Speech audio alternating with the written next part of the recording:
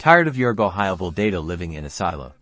Let's bridge that gap and unleash its power by sending it directly to Zapier. First, log into your GoHighLevel account and navigate to the Automation tab, then open the Workflow Builder where you want to trigger the webhook. Click the plus icon to add a new action to your workflow. Scroll through the available actions until you find Webhook and select it. Now, jump over to Zapier and click Create Zap to start a new Zap. Search for and select Webhooks by Zapier as your trigger app. Choose Catch Hook as your trigger event and click Continue. Zapier will generate a unique webhook URL. Copy this URL to your clipboard. Go back to GoHighLevel and in your webhook action configuration, paste the URL you copied from Zapier into the URL field. Choose Post as the request method. Save the action and then save your workflow. To test the connection, trigger the workflow by adding a new contact, updating an existing one, or performing whatever action activates the workflow.